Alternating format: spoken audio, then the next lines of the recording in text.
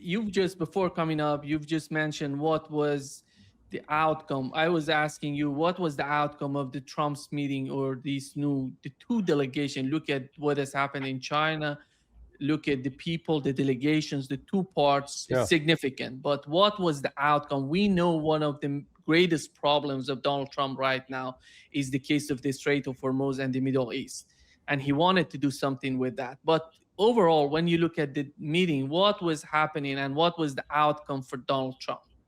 He got some more frequent flyer miles. Then he got a chance to travel with a bunch of, oligarchs and have him confined on his plane. But beyond that, the Chinese didn't see this as an important meeting, and they sent several signals.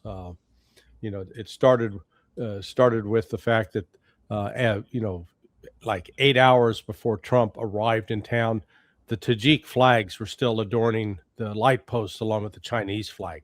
They hadn't made it a priority to go take those down, put up a U.S. flag.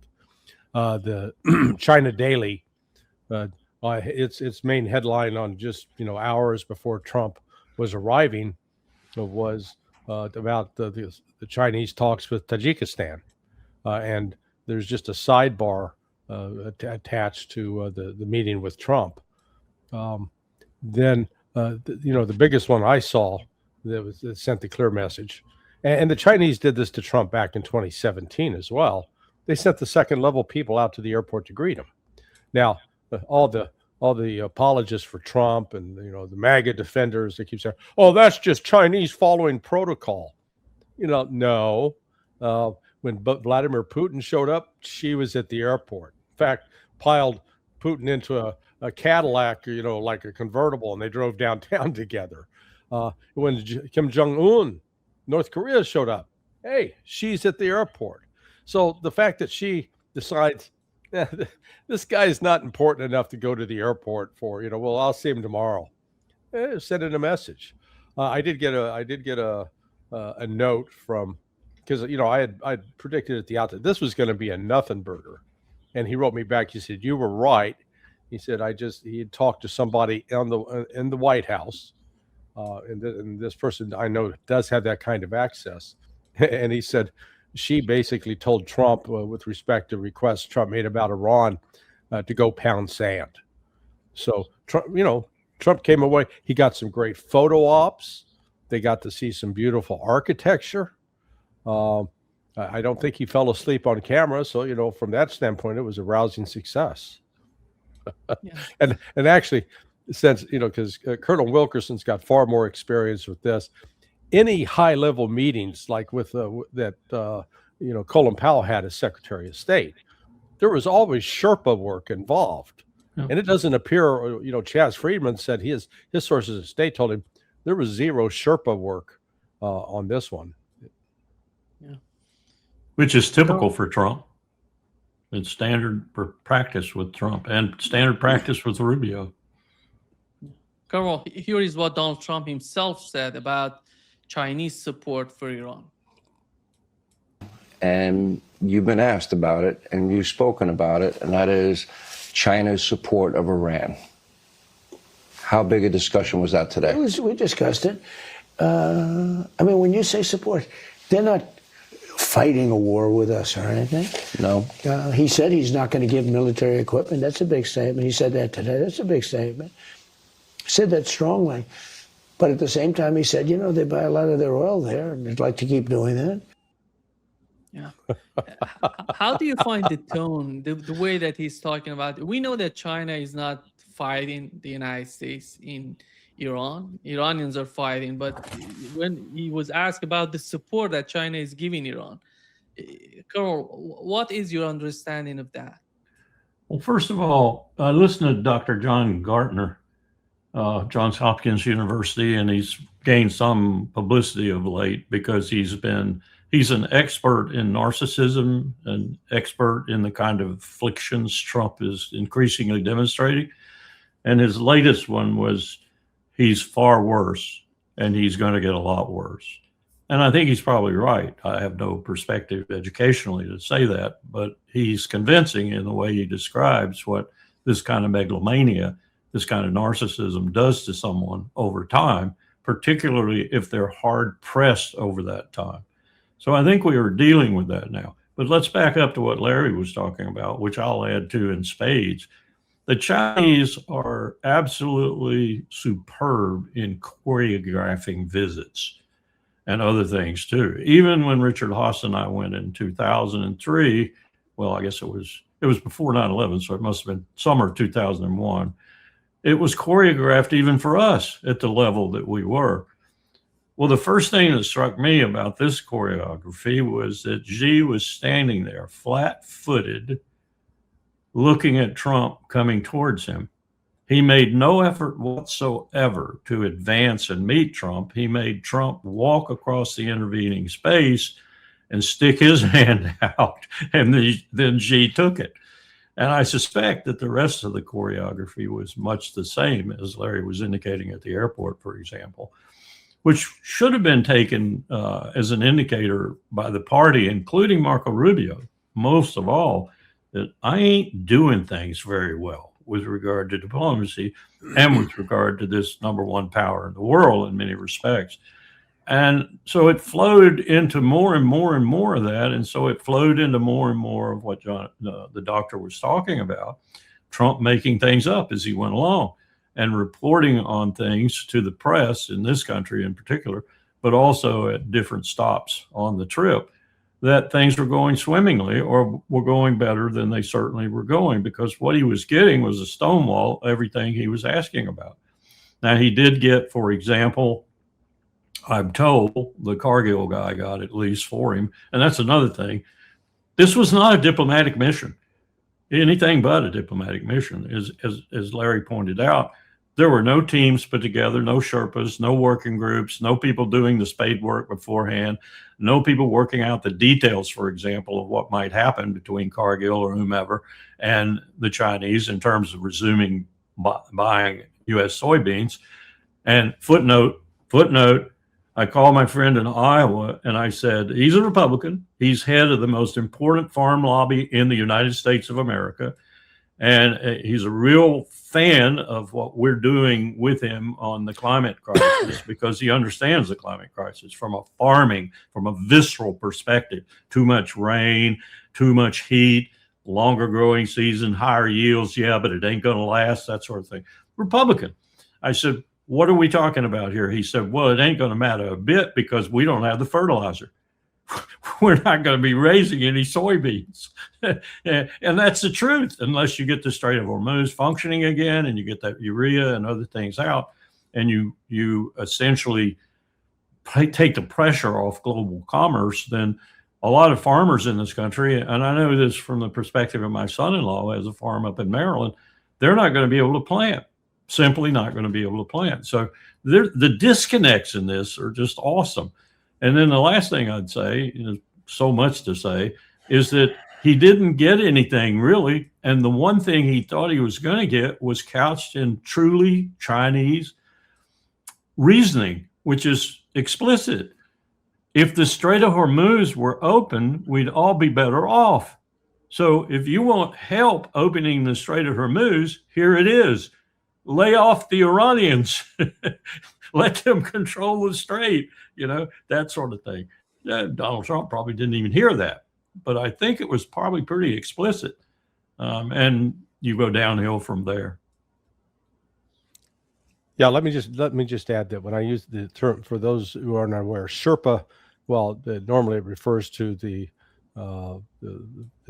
guides on Mount Everest. It is also a term used within diplomatic channels for the diplomats who have to do the actually heavy lifting. They have to write the documents. They have to negotiate out. You're going to say happy or glad or pleased.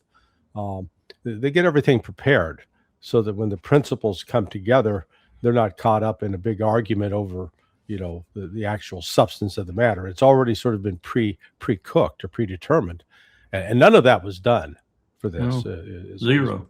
Yeah. So. That's where they get into the first problem. The other thing is the one who's blockading now the Strait of Hormuz is the United States. Yeah. And Xi meant that. Yeah.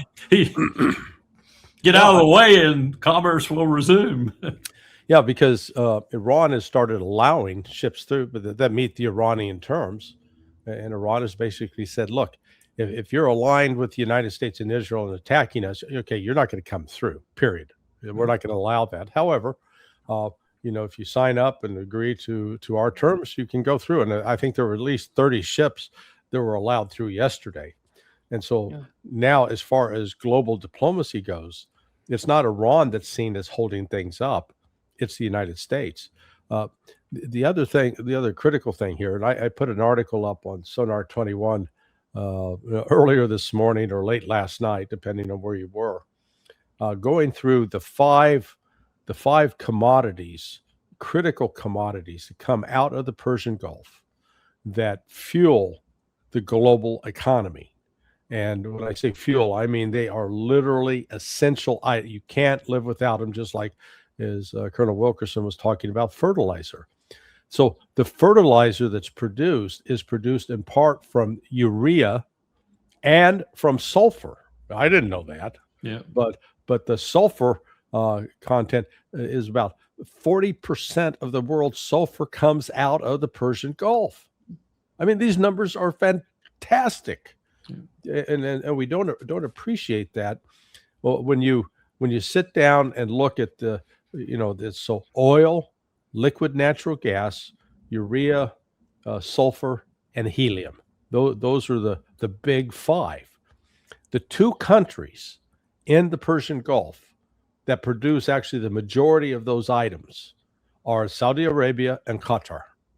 Kuwait, Bahrain, United Arab Emirates, they're sort of, they do a little here and there, but they're not the major players in those. And Qatar, surprisingly, it plays a major role with urea, sulfur, or LNG, urea, and helium. And the urea and LNG were they were basically destroyed when Iran took out the Ras Laffan plant. So what we're looking at here is that even if they magically open the strait, the gut punch to the global economy is just starting. Yeah. And China understands that, and China is well positioned to not suffer like the rest of the world is going to suffer. And that's what I don't think Trump even had a clue about. And the other thing I would point out that the farmer in Iowa pointed out to me was diesel's critical, and the cost of diesel is critical. And they can't go to the point that they went to, for example, a few years ago and expect to sustain themselves if diesel is as expensive as it was a few years ago. And it has every portent of being that way if we don't get the strait open. Yeah. The other point, Carl, was the sanctions on Chinese companies, because they were somehow they're sending or receiving products from Iran and Russia. Donald Trump was talking about they sanctioned some Chinese companies before going to China. It seems the outcome of this meeting between the two presidents was that Donald Trump has decided to lift those sanctions. And the other point, Carl, is the Chinese weren't adhering to him anyway, and they directed all of their colleagues, if you will, in the world not to pay any attention to him also. So Trump was doing something that Xi had already done. Yeah. Do you feel, Carl, that China, when you look at the meeting, I think something has changed? Looking at the big picture, something has changed, totally changed. China today, in my opinion, is a product. They saw what has happened in Ukraine. They saw what has happened with the case of Iranian war, or the war on Iran. And they're just thinking of their position. How did you find China's position right now? How do they define themselves? We know that the most important issue for China today is Taiwan. And they were talking about it. They were mentioning it, but we haven't heard nothing in the outcome in that statement by White House about Taiwan. it was about the Strait of Hormuz and demilitarization of the Strait of Hormuz, nothing of that sort for Taiwan. What is that, in your opinion, and how is that going to change the situation in Taiwan? Well, ever since Deng Xiaoping, the number one talking point for any Chinese diplomat or any Chinese person in the structure, the governmental structure, whether it be a district governor or just a simple minister in the districts or up at the higher level of the Politburo, the very first talking point is Taiwan.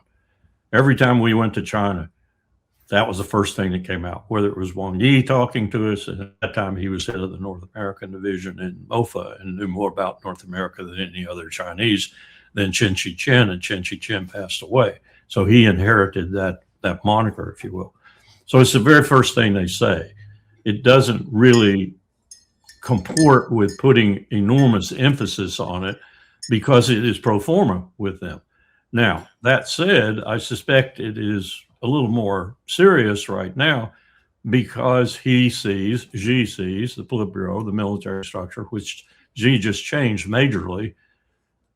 Think about that for a minute. And I have input that tells me that that was a lot about the nuclear arms race that is aborting right now and what those military people believe and what the civilians believe. But that's another matter altogether. I doubt they even talked about that. I doubt very seriously because there was no, as he said, there were no Sherpas, there was no groundwork done, there were no issues discussed. This is a very important issue, Mr. President. We should have a working group on this and we should have a position when we go in.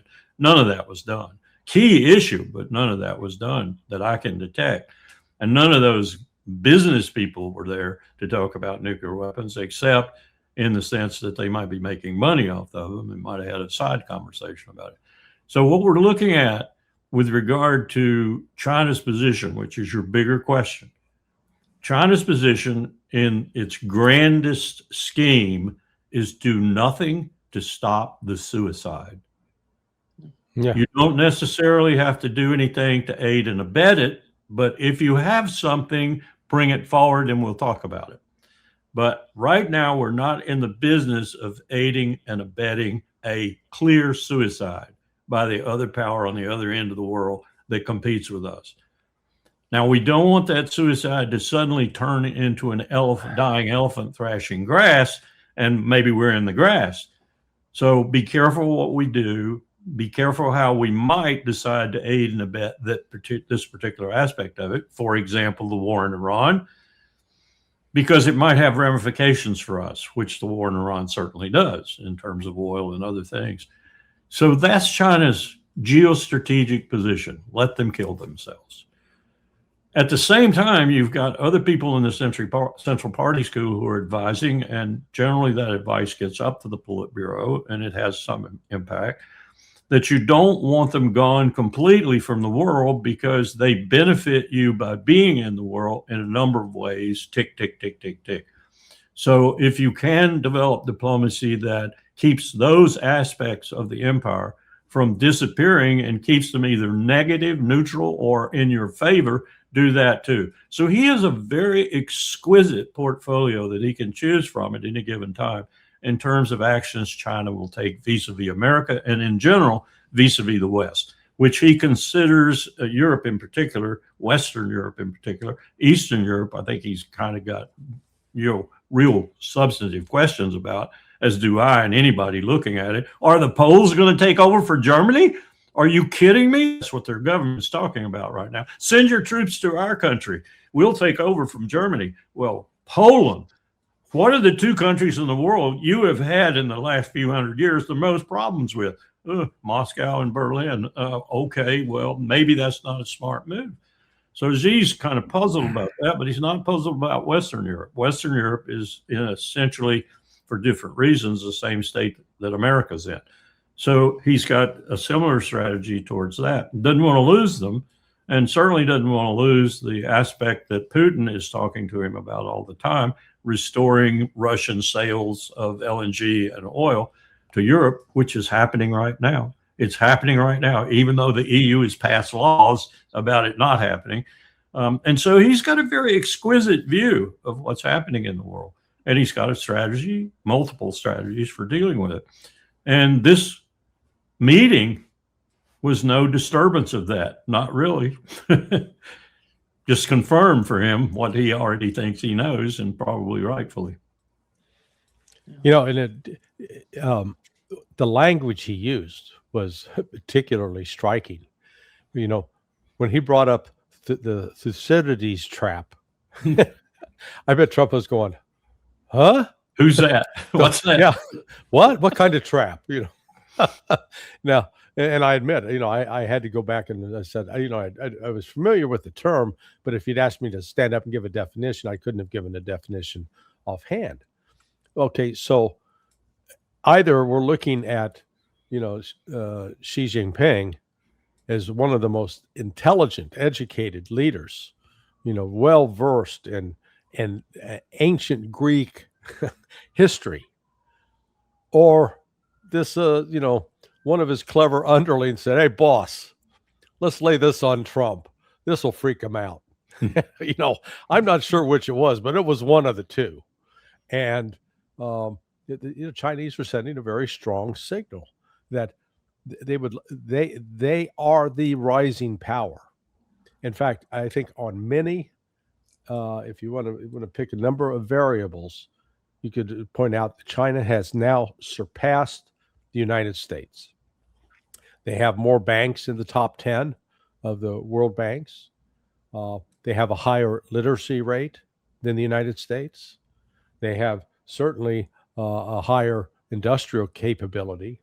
They can build more ships in 1 year than we built in, you know, the last 60. They've developed hypersonic missiles that you know, 4, and we haven't even deployed 1. So, you know, we just keep going down the list. And you know, I think they also know from history that this kind of displacement of a hegemon, displacement of the United States as, quote, who perceives itself as we're the world leader, we're the best, we're the strongest, and nope, you know, that it's like with Snow White, where the evil queen's mirror, mirror on the wall, who's the fairest of them all? And the day comes up, the mirror looks back and says, you ain't it. You know, your time is over. And one of the, Nima, what Larry's talking about is so true.